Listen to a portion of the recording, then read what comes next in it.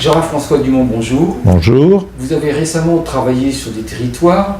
Comment ces derniers peuvent-ils être mis au service de l'emploi ? Effectivement, l'emploi est un grand défi de notre société contemporaine et l'on cherche souvent des solutions venues de l'État qui, par un certain nombre de lois, automatiquement permettraient de faire baisser le taux de chômage et donc d'augmenter le nombre d'emplois en France. La réalité territoriale est en fait très différente dans la mesure où, si je regarde la France d'aujourd'hui, je vois qu'il y a des taux de chômage extrêmement différents selon les territoires, des territoires qui ont seulement 4 ou 5% de taux de chômage et d'autres territoires qui peuvent avoir jusqu'à 20 ou 25% de taux de chômage. Et lorsque l'on étudie de façon plus précise les raisons de ces différences de taux de chômage, eh bien, l'on constate que certains territoires ont su localement mettre en place un certain nombre de décisions en faveur du bien commun et en faveur de l'emploi. Et ces territoires qui peuvent ainsi favoriser l'emploi sont des territoires qui ont décidé des stratégies économiques pour favoriser l'implantation d'entreprises, pour favoriser l'esprit d'entreprise et surtout pour mettre en place des synergies entre les entreprises existantes sur le territoire. Et c'est ainsi que des résultats extrêmement probants ont été obtenus, par exemple par des communes dont la population diminuait, dont le nombre d'emplois diminuait, et qui ont su créer de nouvelles activités, stimuler le développement de certaines entreprises et ainsi permettre la création d'emplois. Mais pour cela, bien entendu, il faut une bonne gouvernance économique du territoire et il faut aussi une stratégie, c'est-à-dire savoir quels sont les objectifs du territoire. On ne peut pas faire dans tous les territoires. Donc il s'agit de définir quels sont les atouts économiques du territoire. Pour certains territoires, leurs atouts économiques peuvent être liés évidemment à des avantages touristiques. Mais ce n'est pas parce qu'on a un avantage touristique qu'on va automatiquement bénéficier de nombreux emplois dans le domaine touristique. Cela suppose une politique d'attractivité touristique. Et d'ailleurs, il existe des territoires qui n'avaient aucun atout touristique et qui aujourd'hui attirent des millions de touristes, comme par exemple le Futuroscope qui s'est installé sur des champs de maïs qui n'avaient jamais vu passer aucun touriste.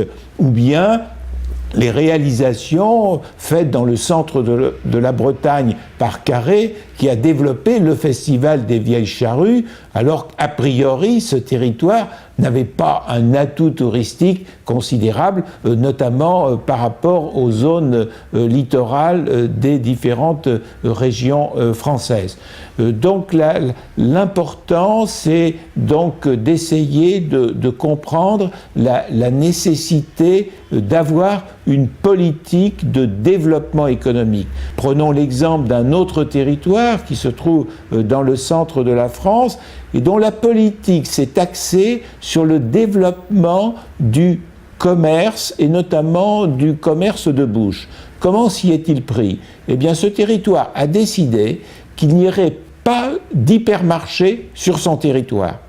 Et il a décidé d'entreprendre une politique pour favoriser les charcutiers, pour favoriser les bouchers. Et le résultat aujourd'hui, c'est que ce territoire attire une clientèle qui souhaite avoir des produits alimentaires de qualité. Et ainsi, cet exemple montre bien qu'il faut évidemment la volonté d'avoir un projet de développement économique et en même temps d'être ouvert à l'esprit d'entreprise, c'est-à-dire aussi de faciliter localement la vie des entreprises, sachant que les entreprises ont besoin de réseaux de communication, les entreprises ont besoin qu'on mette à leur disposition un certain nombre d'informations qui leur permettent de mieux s'adapter à un monde qui évolue en permanence. Donc la stratégie économique des territoires met en évidence que ces résultats sont liés à la capacité des territoires à les développer, et c'est souvent cet élément qui est explicatif de différence. Alors, bien entendu, vous allez me dire, mais il y a des territoires qui sont en grave difficulté économique compte tenu des changements industriels.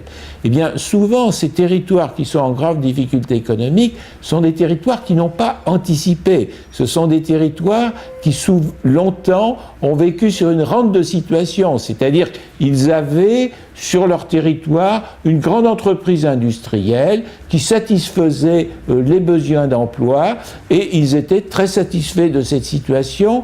Ils n'avaient pas anticipé qu'une rente de situation, à un moment, se retourne.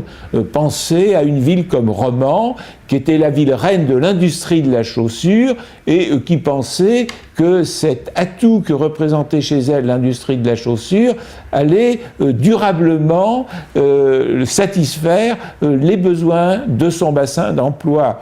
Eh bien, la réalité, vous la connaissez, c'est qu'il y a un moment où effectivement Romans n'a plus été en situation de pouvoir bien se présenter dans l'industrie de la chaussure.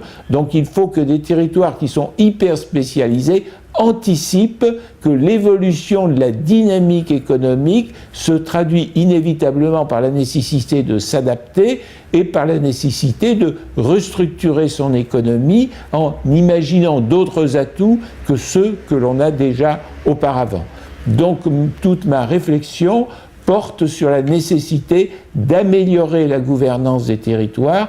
Améliorer cette gouvernance, ça suppose aussi la capacité de se mettre en perspective, la capacité d'aller voir ailleurs quelles idées ont réussi, non pas pour les appliquer exactement sur son territoire, mais pour réfléchir à ce qui peut favoriser le territoire. Donc je pense effectivement que les territoires sont un atout fondamental si on veut développer l'emploi en France et si l'on veut diminuer le chômage et si l'on veut donc mieux satisfaire les besoins des populations en termes d'emploi.